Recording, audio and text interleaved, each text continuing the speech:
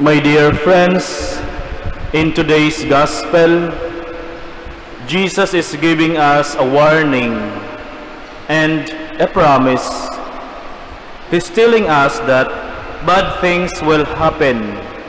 Wars, earthquakes, famines, and diseases will come. It might sound scary, but Jesus isn't trying to frighten us. He wants us to be ready. May mga palatandaan na nga mga kapatid. Marami na nga tayong naririnig na naglalaban-laban ang mga bansa. Alam kong alam ninyo kung ano ang pinaka-worst na nangyari sa mga nagdaang taon. Giyera, mga bansang malalakas, nagsisimulang nagigira na. Ano pa ang ating naririnig? Earthquake, pagputok ng bulkan, at itong sakit na nakakatakot-takot na gising sa lahat ng tao sa mundo ay ang COVID-19. Ito po yung mga palatandaan na talagang mangyayari't mangyayari ang mga sinasabi ng Panginoong Hesus. Pero tatandaan natin na hindi tayo tinatakot ng Panginoong Hesus. Natural lamang tayong matatakot kung tayo ay walang pananampalataya at pananalig sa Kanya. Ang sabi ng Panginoong Hesus, manalig kayo sa akin. Don't let your heart be troubled. Ang sino mang sumasampalataya sa Kanya ay walang dapat ikakatakot. Just like the old temple in Jerusalem was destroyed, things in our world are also changing. Sometimes these changes can be really thorough. We might face problems like poverty, sickness, or conflict. These are the signs of the times, the challenges that we face today. Marami na nga tayong pinagdaraanan sa buhay, mga kapatid.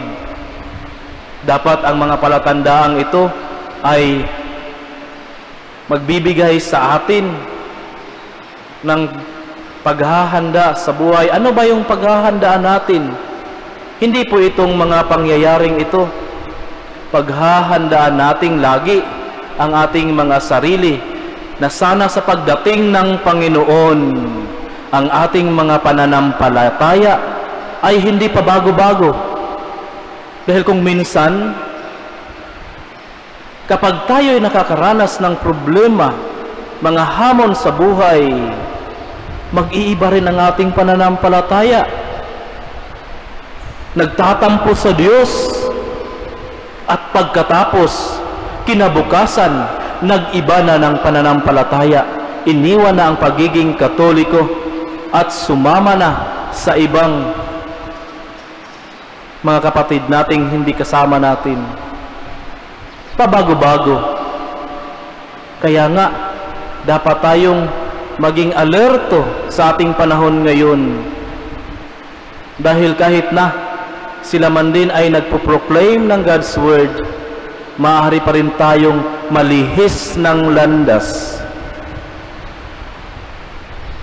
Kaya nga, magpapakatatag kayo sa inyong pananampalatayang natututunan dito sa ating inang simbahan. We must stay strong sa mga hamon ng buhay. Even though bad things happen, we shouldn't lose hope. Jesus is with us always. He's like a lighthouse guiding us through the storm. We can trust in Him even when things get tough.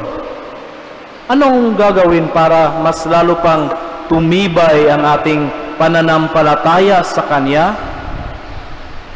To stay strong, we need to pray every day. Hindi lang every day, every hour, every minute. Dahil ang demonyo rin ay laging aaligid-aligid sa inyo. Naghahanap ng pagkakataon kung hindi kayo nakapagdarasal ay kaniyang makukuha. Kaya ito po yung paalala sa atin ngayon, no, kung paano tayo maging mas malakas pa sa kabila ng hamon sa buhay. Magdasal, talk to Him, share your worries and fears with Him.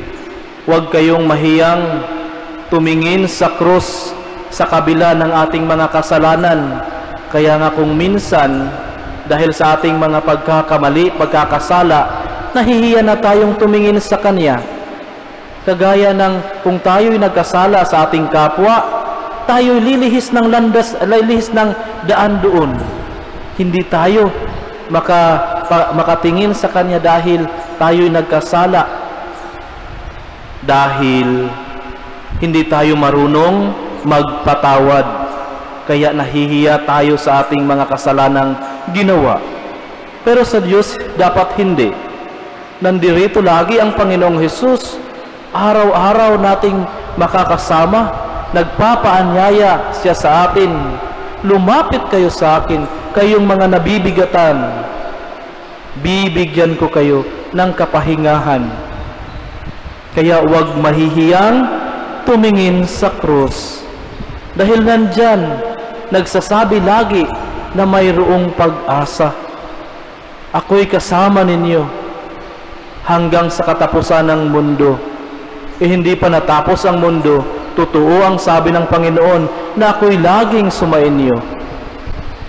Kung saan may 1, 2, 3 nagkakatipon-tipon sa aking pangalan, siya'y nandyan sa inyo. Kaya huwag matakot sa kabila ng kaguluhan ng mundo ngayon. Huwag matakot, bagkus mas lalo pang patibayin ang inyong relasyon sa Kanya sa pamamagitan ng pagdarasal.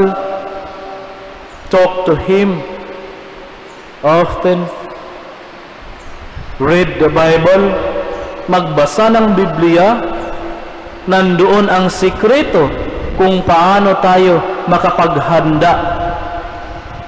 Huwag doon laging sa cellphone. Dahil malilihis at malilihis tayo ng landas. Ugaliing magbasa ng Biblia, mga salita ng Diyos na nandoon sa Biblia natin ngayon. Kahit nasa cellphone ay accessible na rin ang mga salita ng Diyos.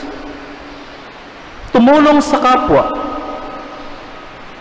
Sana bago tayo lumisan sa mundo, mayroon tayong magagandang nagagawa sa ating kapwa.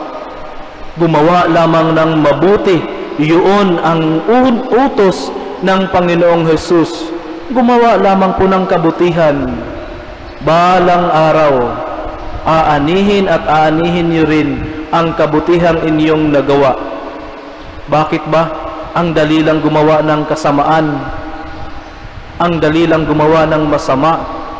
Pero pagkabutihan, para bagang ang hirap gawin.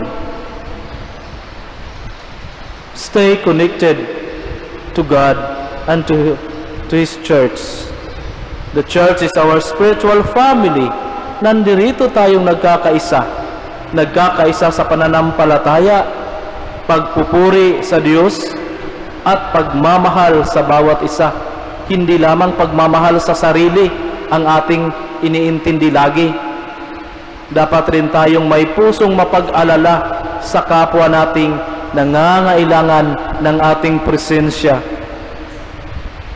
Be generous to others, lalong-lalo na sa panahon. Kahit 5 minuto lamang, makipagkaibigan doon sa mga taong walang tirahan na nakatira sa lansangan, masaya na. Maihatid lamang sa kanila ang muka ng Diyos sa pamamagitan ng mga mukha ninyo. Huwag yung mukhang malungkot. Huwag yung mukha na laging galit. Tatandaan ninyo, walang taong lumalapit sa inyo kapag ang inyong mga mukha ay laging nakasimangot. Be generous, kahit sa pamamagitan lamang ng kunting smile sa mga taong nandyan sa paligid natin na nangangailangan din ng ating panahon at oras.